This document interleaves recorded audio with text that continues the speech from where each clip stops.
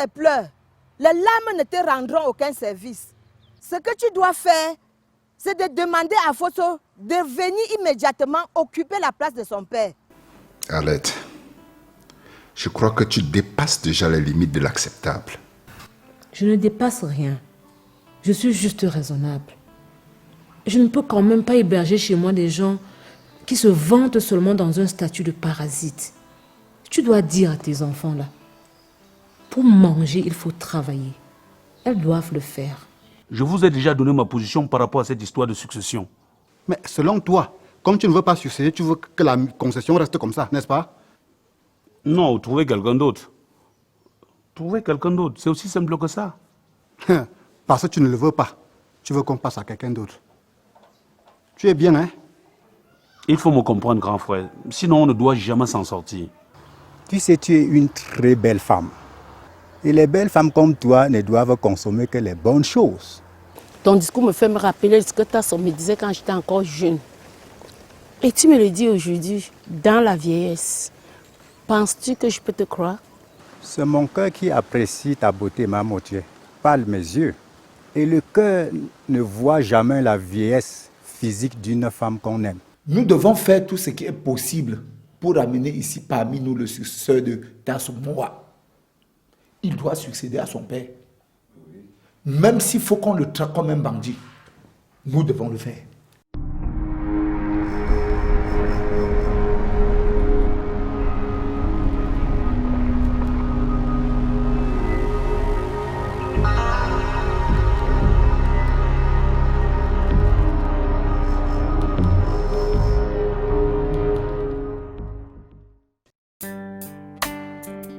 Respectons la dernière volonté.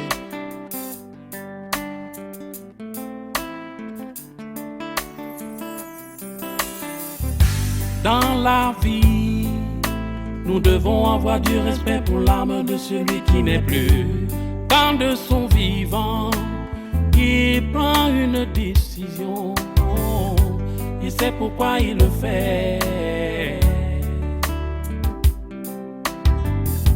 Après sa mort, ne restons pas tout changer. Attention, ça va nous rattraper. Respectons la dernière volonté. N'oublions surtout pas qu'il existe une justice divine. Respectons la dernière volonté. N'oublions surtout pas qu'il existe une justice divine. Dans la vie, nous devons avoir du respect pour l'âme de celui qui n'est plus. Quand de son vivant, il prend une décision, il sait pourquoi il le fait. Après sa mort, ne restons pas touchés. Attention, ça va nous rattraper. Respectons la dernière volonté. N'oublions surtout pas qu'il existe une justice divine. Respectons la dernière volonté. Frère, j'ai séparé une bagarre dans laquelle je ne comprenais rien du tout. Toi, séparer une bagarre. Tu prends la force pour séparer une bagarre. On t'a dit qu'on a besoin d'être fort pour séparer la bagarre. En tout cas, ça dépend de qui bagarrer. Dis-moi alors, quels sont les enfants qui se bagarraient? Les enfants, c'est ton père et ta mère qui voulaient se tuer. Hein? Encore ces deux-là? Toi. Ils voulaient se tuer pourquoi? Moi-même, je sais. Comment ça tu ne sais pas? Pourtant, c'est toi qui les as séparés.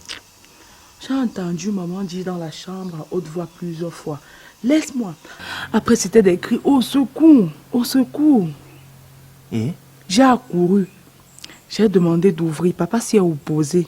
C'est quand j'ai menacé de casser la porte qu'on a ouvert. Ok. Et quand tu as ouvert la porte, maman pleurait? Non. J'ai même demandé ce qui se passait. Personne ne m'a rien dit de bon. Karine. Et toi, en tant que grande fille, tu n'as rien compris. Non, rien du tout. C'est ça. Tu me prends pour un con. C'est la psycho que j'ai dans la tête, Karine. Oh Fabrice, pourquoi il faut toujours que tu m'insultes? Quand tu passes souvent chez ton gars qui a la barbe teintée, là, vous ne faites rien. Faire quoi? Je fais quoi, Fabrice? Je fais quoi? Moi, j'aime pas les choses comme ça. Ah. Karine, reviens.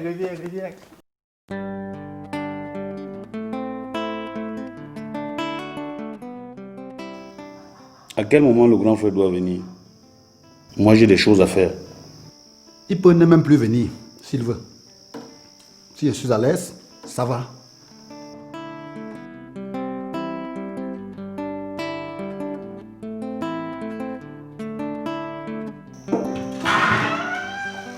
Fosso. Enfin, tu es là. Salut. Salut, mon petit. Il est là. Tu l'as cherché où? Assois-toi en cause, dis donc. Ah. Tam, décidément, tu ne vas jamais changer. Hein. J'espère que c'est ma femme qui t'a servi ce vin. Ta femme, c'est qui? Je dois obtenir l'autorisation chez toi pour boire. C'est parce que je n'avais pas faim. Je serais rentré moi-même à la cuisine pour chercher de quoi manger. Tu as bien fait de venir avec Fosso. Bien qu'il voulait venir, c'est moi qui l'ai obligé à venir. Mais petit frère, pourquoi tu veux faire souffrir la famille? Pourquoi tu mets le monde dans les problèmes? Grand frère, j'ai été toujours très clair par rapport à cette question de succession. Je ne veux pas de cette succession.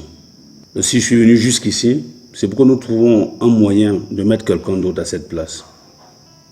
Parce que ma décision est irrévocable. C'est vrai, je me souviens que de son vivant, tu avais refusé au vieux que tu n'allais pas lui succéder. Je me rappelle même que cette discussion entre vous a failli tourner au drame. Oui. Il avait même gâté la cérémonie de bandotte au village. Toujours pour ça. Petit frère, nous sommes mal placés pour changer la décision que le vieux a maintenue à sa mort. Si nous essayons, il pourrait nous foudroyer de sa tombe. C'est vraiment ridicule, grand frère. Le vieux est mort il y a des jours.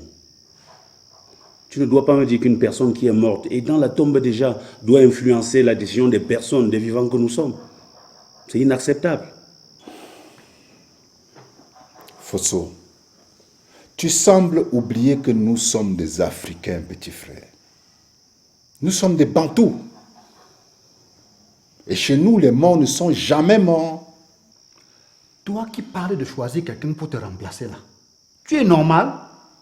Tu as déjà entendu ça où?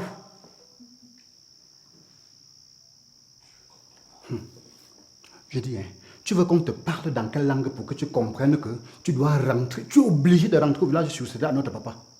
Moi, je pense qu'il ne sert à rien d'insister, car vous connaissez déjà ma position.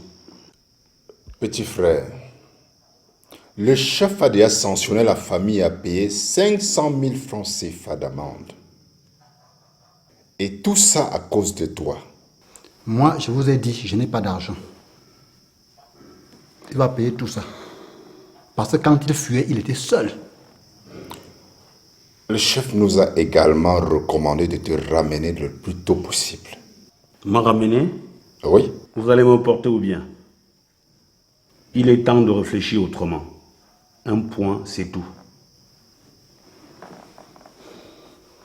Toi qui penses qu'on doit chercher quelqu'un d'autre pour te remplacer là, toi-même, va chercher celui qui peut te remplacer valablement.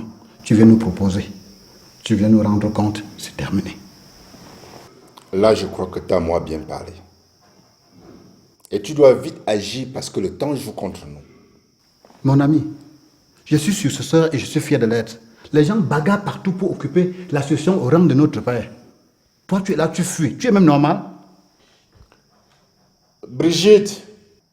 Brigitte! Dans tous les cas, les gens qui veulent succéder savent très bien pourquoi. Moi, ça ne me tente pas.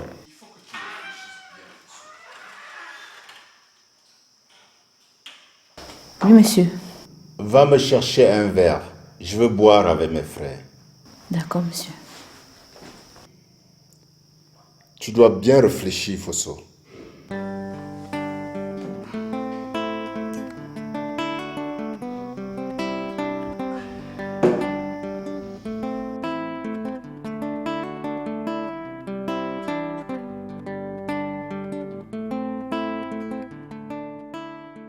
Ma, il veut que tu me trouves un peu d'argent. Je vais te trouver de l'argent, que je vais prendre ça où? Je travaille où? Ya, tu n'as pas reçu de l'argent de la grand-mère dernièrement au village. Ne pars pas te débrouiller comme le font les jeunes de ton âge. Reste là à regarder l'argent qu'on me donne. Ma, il ne faut pas être chiche. Si grand-mère avait été chiche avec toi, tu n'aurais pas reçu cet argent. Tu la fermes, imbécile. L'argent qu'on me donne, c'est pour faire du petit commerce, pour vous nourrir. Tu sais très bien que ton père ne fout rien dans cette maison.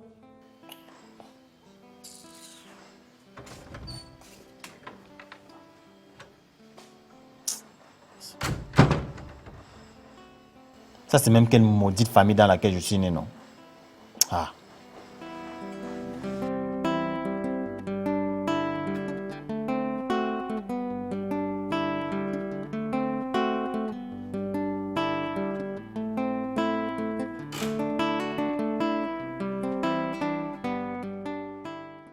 Bonjour, patron. Bonjour, Basile. Comment tu vas? Assez bien, patron. Merci. Assieds-toi.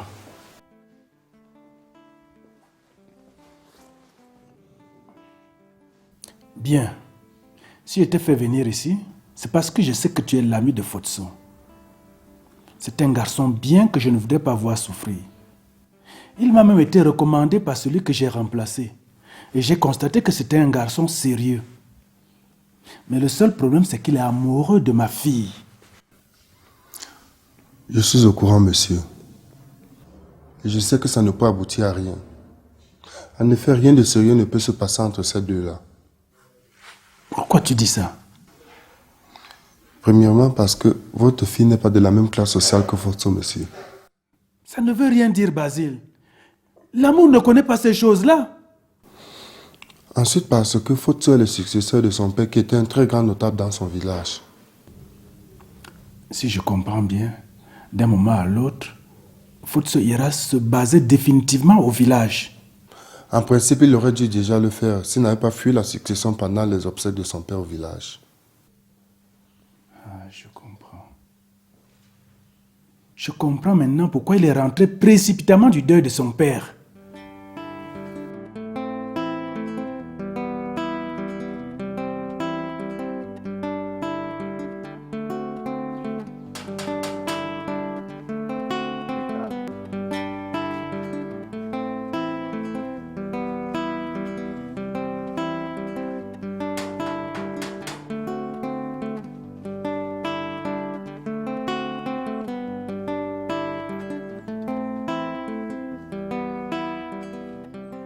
Bonjour mon petit. Bonjour. Où est ton père? Il est sorti. Il va mettre long où il est allé? Ah, je ne sais pas. Il ne dit jamais là où il part. Okay, donne-moi son numéro de téléphone. Il n'a pas le téléphone. Hein. Chaque fois qu'il boit, il garde son téléphone. Et ta mère, elle est sortie aussi? Elle allait au marché. Je peux te donner l'argent que tu remets à ton père? Oui. Il n'y a pas de problème.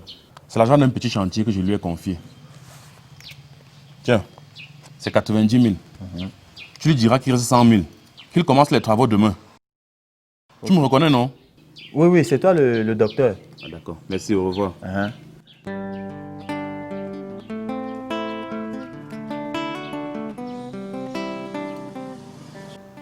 Petit frère, je t'invite à mieux réfléchir. Parce que j'ai comme l'impression que tu connais pas ce que tu es en train de faire. Mbogne, c'est quoi ça? Tu les as bien au frigo pour recevoir tes frères avec mon vin? Ton quoi? C'est toi qui as acheté le vin ici? Tu es malade dans la tête là? Je suis malade. Tu vas me soigner? Chérie, le vin c'est quoi? Mbonye, je ne sais où est-ce que tu allais ramasser cette connerie. Qui ne peut même pas faire d'enfant et elle méprise tout le monde. Tu me traites de femme stérile? Tu me traites de femme stérile? Fais-moi accoucher. Fais-moi accoucher. La mère, s'il te plaît, calme-toi. Calme-toi. Tu n'es pas stérile, que tu es quoi? Donne à mon frère au moins un enfant. Parce que s'il meurt maintenant, ce n'est pas ton petit bâtard là qui va lui succéder. Tamo, arrête, tu veux? Tu n'es pas venu déstabiliser ma famille. Mais c'est quoi cette histoire? Grand frère, calme-toi aussi. N'entre pas dans son jeu. Bon, tu vois, non? Tu appelles tes frères dans cette maison pour me traiter de femme stérile. Ils me traitent de femme stérile devant toi et tu ne fais rien. Tu vas sauf que partir.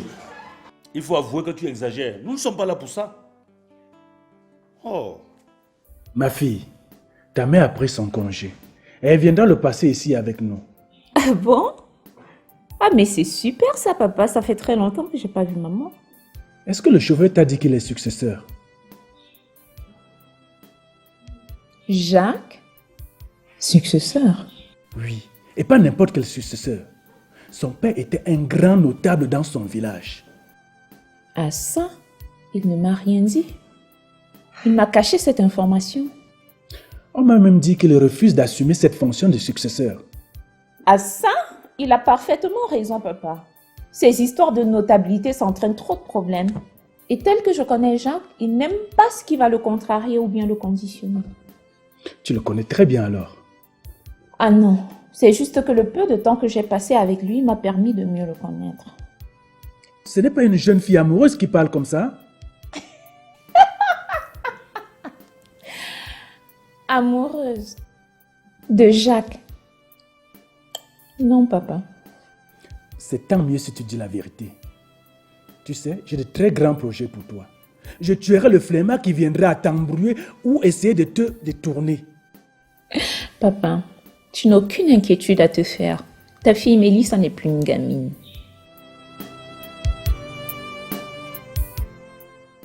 Si j'utilise l'argent de mon père, il va même me faire quoi en dehors de bavarder?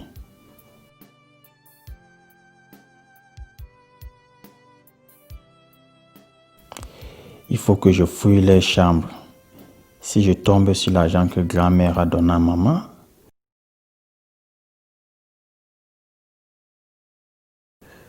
comme ça je complète à ceci pour m'acheter une moto et dire adieu à la galère. Ouais. Ouais.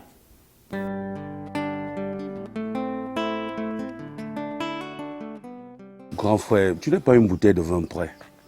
Tu ne dois pas te fâcher à cause d'une parvenue comme la femme de notre grand frère. Je sais que Mboni allait ramasser cette femme-là où?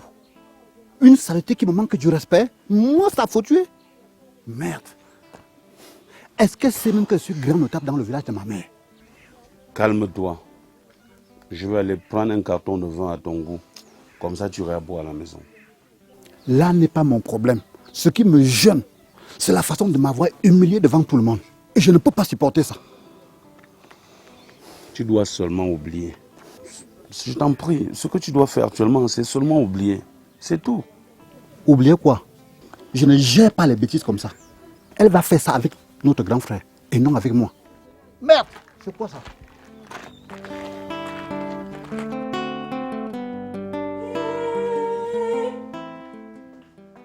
Sorcellerie en plein jour.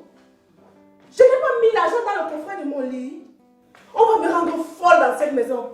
Karine, maman, qui est entré dans ma chambre? Tu me demandes, maman, c'est mon arrivée, ça, non? Je sens que je vais devenir folle dans cette maison. Je vais me déshabiller. C'est quoi, maman?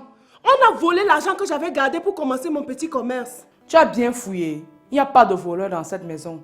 J'ai fouillé partout. Je n'ai rien vu. Si papa pouvait faire comme l'oncle Tamo, ce serait une très bonne chose. L'oncle Tamo a raison de se poser la question où est-ce que papa a ramassé cette là. Vous êtes en train de calomnier ma mère, n'est-ce pas? Oui, petit bâtard. Si ça t'énerve, tu fous le camp d'ici. Tu m'appelles bâtard? Mais bien sûr. Si tu n'es pas un bâtard, dis-moi qui est ton père, où il se trouve. Écoute Fallon, tu n'as pas besoin d'être méchante avec Syriac. À ce que je sache, il ne nous cause pas du tort dans cette maison. Qu'est-ce que tu en sais, petite sœur? L'enfant d'une vipère est aussi une vipère. Regarde maintenant, regarde ce que tu viens de faire. Regarde dans quel état tu l'as mis. Et puis toi aussi, qu'est-ce... Sorel.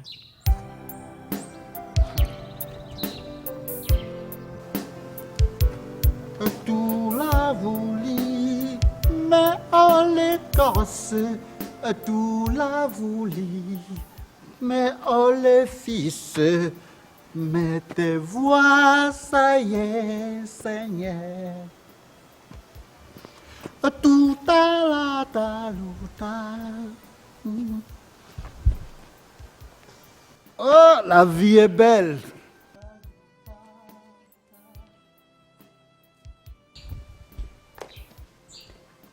Ah, je comprends. C'est toi. C'est toi. Bébé, ma chérie.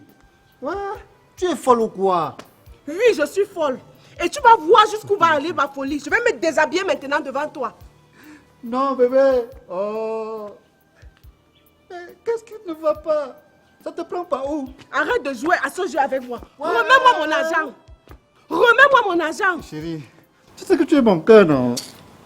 Remets-moi mon argent, Tamo. Qu'est-ce qui te prend? Arrête de jouer à ce jeu avec moi. Remets-moi mon argent. Remets-moi mon argent, Tamo. Remets-moi mon argent. Remets-moi mon argent aujourd'hui. Laissez-moi voir. Je vais voir ça. Laissez-moi voir. Ouais.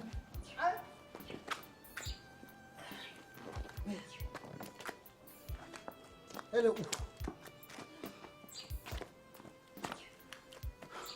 Tu prends ton courage où? Pour forcer la tenue d'un notable de mon rang. Notable voleur. Dégage!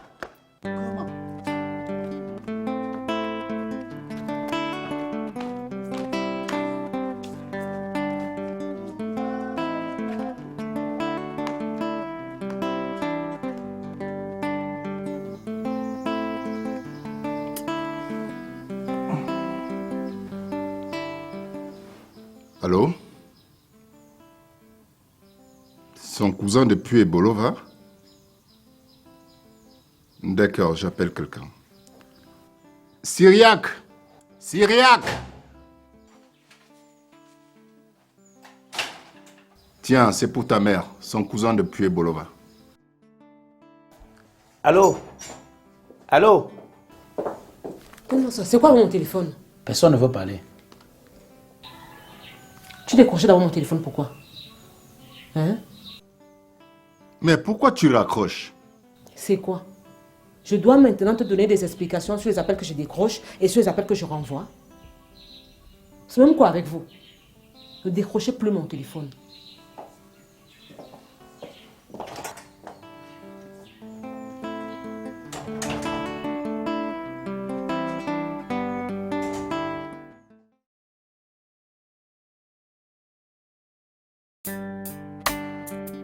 Respectons la dernière volonté.